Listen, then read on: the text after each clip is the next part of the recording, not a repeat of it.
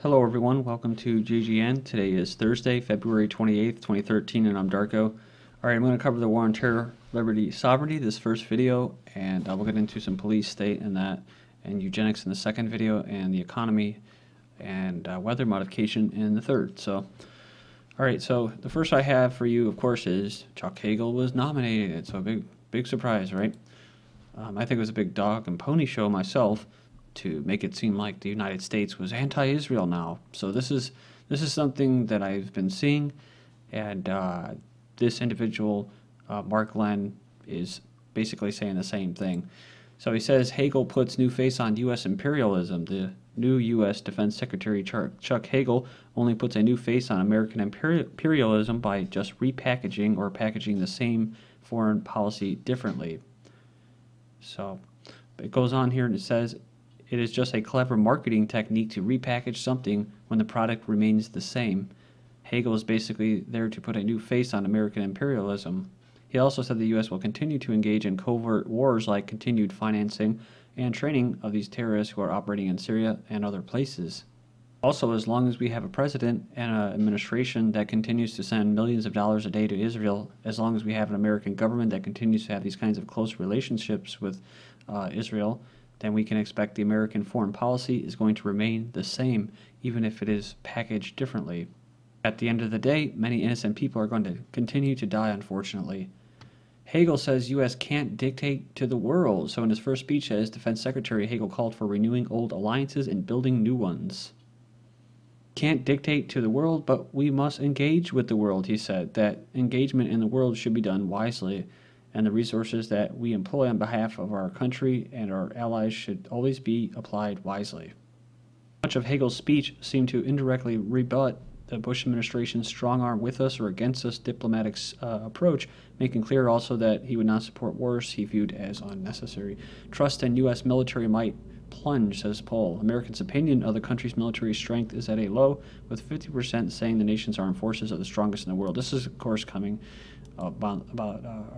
around the whole sequestering debate. Again, it's just like everything else, the fiscal cliff.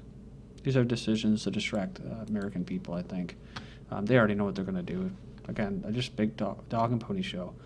A holder. We have homegrown terrorist threat rivals overseas. After years of security briefings and thwarting terrorist plots, national security still keeps Eric Holder awake. I still worry at night, he says. I'm concerned about whether or not we have done all we can to ensure that every threat has been adequately examined, that we put up our defenses in appropriate ways. According to Holder, he says America now confronts a very different terrorist threat than it did 4 years ago. While al-Qaeda's central leadership has been diminished, the group is more widespread geographically. That means they're terrorist Zionist proxy forces, and the threat of homegrown terrorists, that's patriots and people that basically don't want to be a part of this, and the U.S. now rival that of plots hatched overseas. He says that law enforcement has become complacent about the threats of terrorism. What the hell planet is he living in? Nothing but federal funds falling out of the sky like the chemically engineered snowflakes that have been falling the last couple days, right? Federal dollars to fight terrorism. That's what it's all about. Federalizing local state authorities. They get a lot of money. So I worry a little that the American people from the general population has become a little complacent, that we don't understand or realize the threats are still real, the danger is out there, it is tangible, that we still have to be as vigilant as we need to be. So it's all about defending the empire and defending these scumbags and their police state. So I guess people aren't buying into their bullshit as much anymore, which is bad for them and good for us. It says here, British terror suspects quietly stripped of citizenship and killed by drones, a secret war on the enemy within. So I do understand that in England they do have these jihadists that go and fight in like Libya and Syria and stuff, but it says, but this paves the way for domestic terrorists that are, that have been born there, that are raised there, that are ethnically, I guess you call Anglo-Saxon. The government has secretly ramped up a controversial program that strips people of their British citizenship on national security grounds, with 2 of the men subsequently killed by American drone strikes. So critics of the program warn that it allows ministers to wash their hands of British nationals suspected of terrorism who could be subject to torture and illegal detention abroad. It would allow those stripped of their citizenship to be killed or rendered without any onus on the British government to intervene. And then we have Israel secretly deports 1,000 Sudanese who may face persecution at home. In Al Jazeera, they actually said they want to make sure they keep, like, Israel, or some crap like that. So everybody else can't be racist except for Israel. That's the way it works. Israel has deported at least 1,000 Sudanese on voluntary leave. And not so much racism, but just tribalism, right? They want to maintain their people. They're the only ones that are allowed to do it. That's what I'm saying. The UN Refugee Agency said it was not informed of the move, and that deportees were forced to return to Sudan where visiting or living in Israel is a crime. So it was carried out secretly over the last few months through a third country. So it says here that the UN Commission for Refugees claimed that he had no knowledge of the deportations and that the repatriation was likely not voluntary because there was no free will from inside a prison. U.S. military to take over control of most terror drone strikes from the CIA. Usually it's CIA assassination drone strikes. They're technically not even happening, yet people are really getting killed, so there's no responsibility. The U.S. plans to transfer control of some of its assassination drone strike operations from the CIA spy agency to the military in a bid to ease the controversy over the secrecy of its targeted killing campaign. So it says here, however, the expected move would not likely include the American terror drone attacks in Pakistan, where most. The shift reflects growing calls in Congress for more oversight over the secret assassination campaign, purportedly targeting assumed enemies of America and placing it on a more permanent legal footing. So this has to do with the recent talk or legislation about drone strikes and the legality of it. And basically that at the White House or the federal government, Pentagon believes that you have links to terrorist threats or extremist groups, then you could be targeted for drone strikes. U.S. to call bin Laden raid Navy SEAL to testify against Bradley Manning. So I don't know if you guys remember me mentioning this about 6 months ago, maybe longer, but this raid, there's just something about it with the SEALs that were semi-involved, getting killed in a helicopter crash, and just all kinds of crazy stories spitting out of it, the vaccination campaign and the hunt for bin Laden. I was saying that it's amazing that, like, what they're going to do with this story. They're just going to spin everything back to this story. They're just going to blame all kinds of different things, prosecute people, whatever psyops or false flags they carry out. They're going to tie it back to this operation in which local Pakistanis said bin Laden didn't even live there, and the operation never even took place. So the U.S. government is believed to be preparing to put a Navy SEAL on a witness stand to testify that secret files published by WikiLeaks were discovered in Osama bin Laden's compound.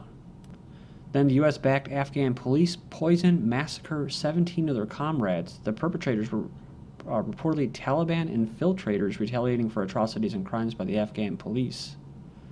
Like something out of a movie, the attackers poisoned the dinner food of the other officers, shot them at close range to ensure that they were dead, stole their weapons, and fled after setting a police vehicle on fire. These policemen, the Afghan police, are basically armed militias, local gangs trained and supported by U.S. Special Operations.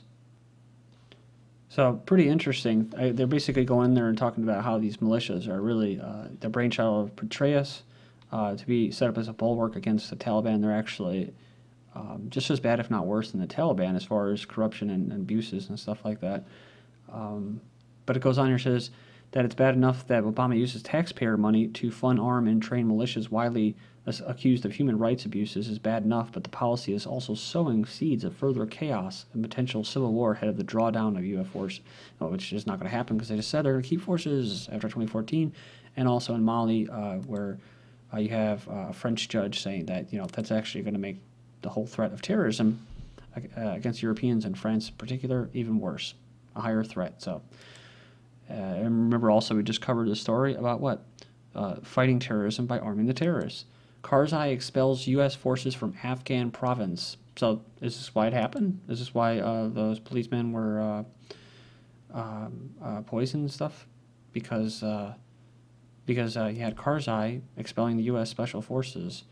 So accuses U.S. Special Forces of furthering instability and insecurity.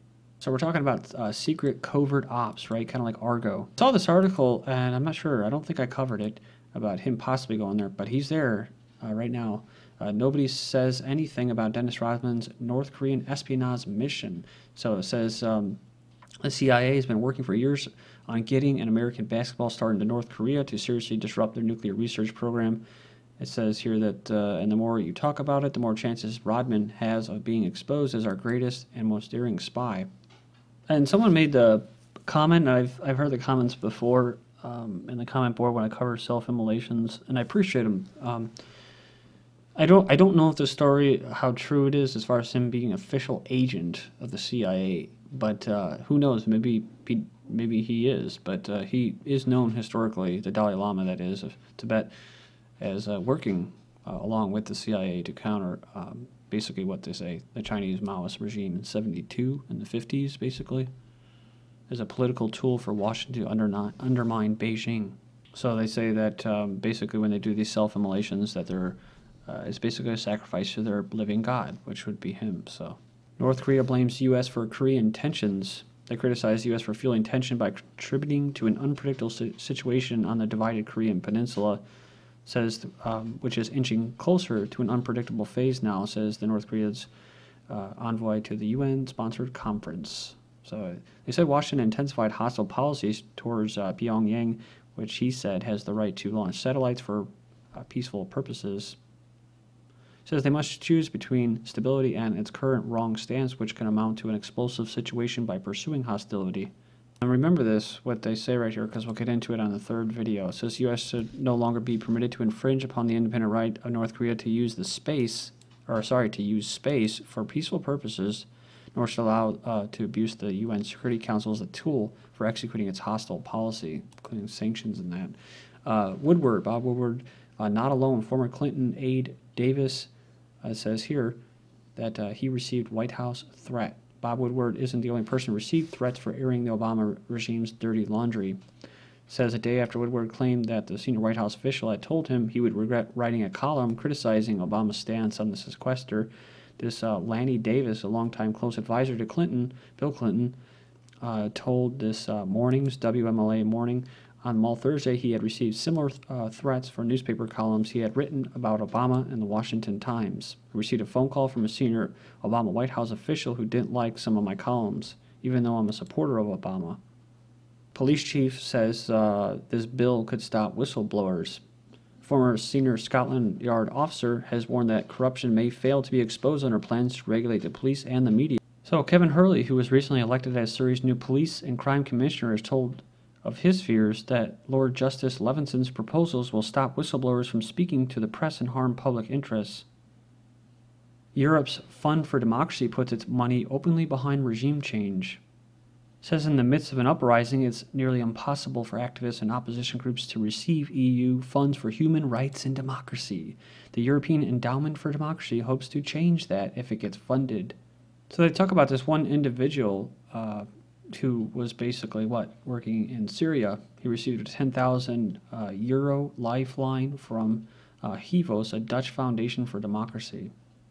So we covered this before a while ago, probably almost 8 months ago, about the EU creating a democracy regime change fund.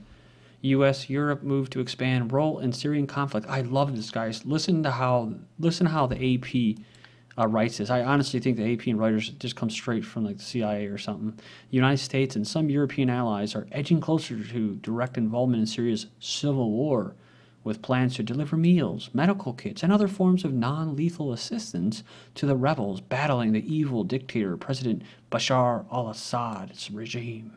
So let's look at Press TV's first article, first paragraph. The U.S. is planning a major expansion of its support for terrorist gangs in Syria, engaged in a foreign-backed armed insurgency aimed at toppling the government of Assad. So U.S. is going to give $60 million in new aid to Syrian opposition. I was about to say terrorists, but that's what it is. They're aiding terrorists. So actually, these people that are signing off on this bill could actually be tried for aiding and abetting terrorists. And I've seen some of the weapons that they have, those rebels. They're not all non-lethal. They're actually, a lot of them, they have some pretty sophisticated weapons, stuff coming from Europe and America. So we'll stop here and we'll return with this article, Kerry, U.S. to hasten Syrian regime change and condemn Syrian government offer of talks with rebels. This is GGN, and I'm Darko. Thank you.